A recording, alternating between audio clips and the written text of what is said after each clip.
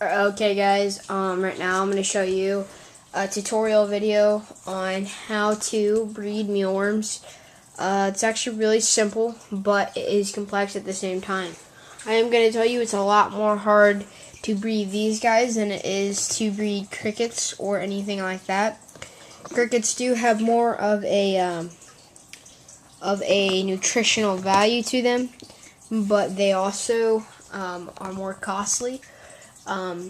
And these, I feel, are easier to breed and to do things with. So, the first thing you need is, of course, you're going to be your container.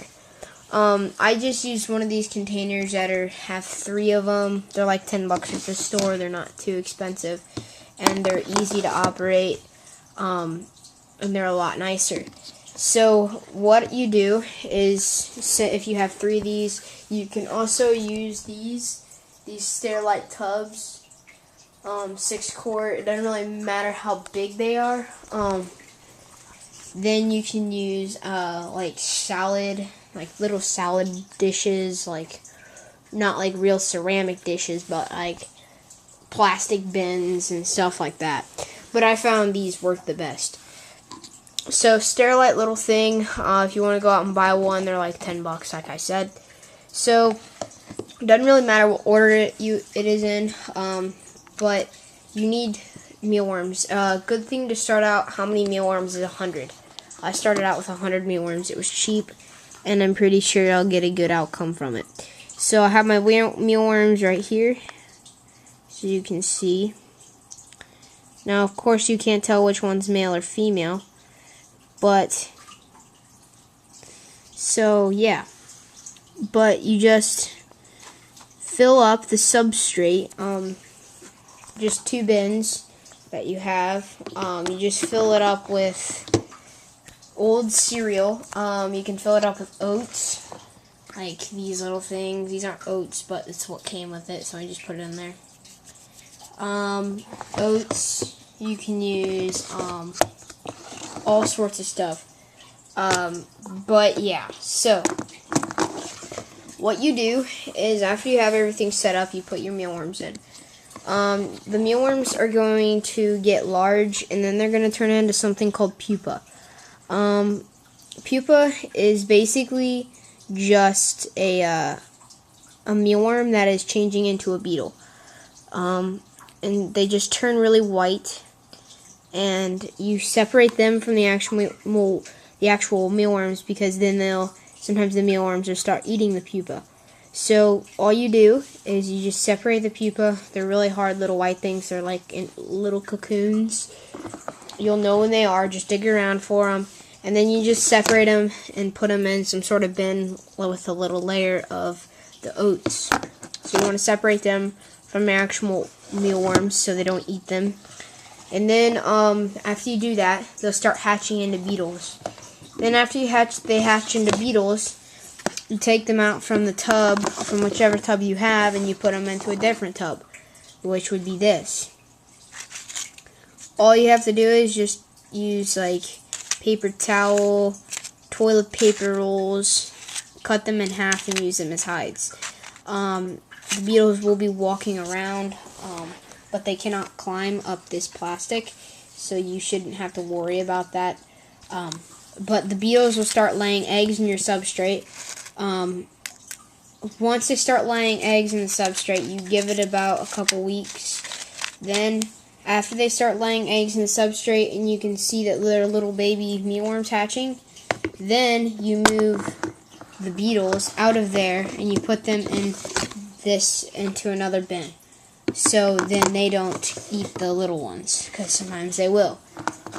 You keep the substrate in there because that has all the eggs hatching and everything, but then once you move the beetles down here, you just keep them down there, and then they'll probably end up dying off, and then, or you can probably feed them to your beardy or something.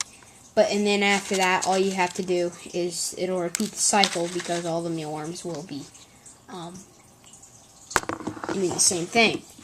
So for moisture and food, they pretty much eat the substrate, which would be your cereal. or your oats that you have. So all you do is you put in a source of moisture. I just use like carrots or lettuce. Lettuce is more of a short-term moisture in food, and then carrots are more of a long-term moisture. I tend to like lettuce better because lettuce gives them more moisture, and then it also dries up and you can just easily replace it. It just dries up really nicely and there's no mold or mildew or anything like that.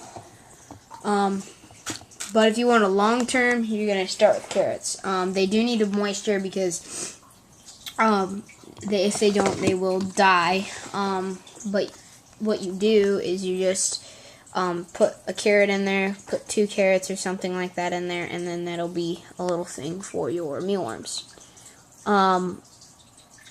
Another thing is, you do not want to wet down their substrate because it'll be mildewy and disgusting and it'll get moldy. You don't want their humidity to go up because they don't need to be in humidity. Some people say you need heat lights or heat pads or any sort of heat source. Actually, you don't. Room temperature, I found, has worked the best. So, yeah. Sorry, my camera does not focus at all. But, yeah, so that's it for that. This third container just will act like as an extra one to separate the beetles and all that. So if you did not get what I'm saying, I'll go ahead and redo it. When you get your mealworms, they'll turn into something called pupa. You want to separate the pupa from the mealworms because they'll start eating it.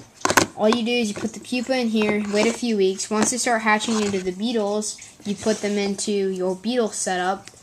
Once they start laying eggs, and you can see little baby mealworms in here, you separate the beetles from the little mealworms, and then all you do is then you just put them in here, the beetles. The beetles will die off, or really anything, and then you can either feed them to your birdie or they'll just die off.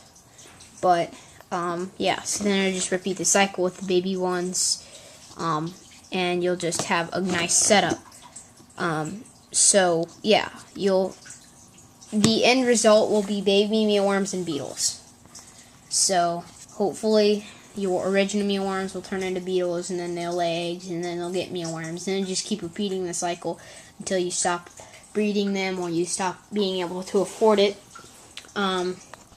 So yeah, that's the mealworm setup. They do not need refrigerated when they're breeding. I don't think that's necessary. If it is, you can do research on it. But they'll also eat their substrate if I had not mentioned that. So it's really simple. All you gotta do is just really think it through, go over it a few times, and then you'll get the gist of it.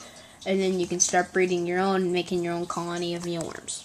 So, I hope this video helped. I will make more videos on my mealworm colony once I get it up and running and a lot better than it is now. I just started, that's why. There's like barely any, or there actually isn't any mealworms that have legitly been. But you have a lot of little mealworms in here. So, I'll be making more videos on the mealworm colony. I'll update it a couple times. And so that's pretty much how to set up your own colony. Got any questions, feel free to comment below. Subscribe up there, somewhere around up here. So thanks so much for watching, and I'll see you guys later.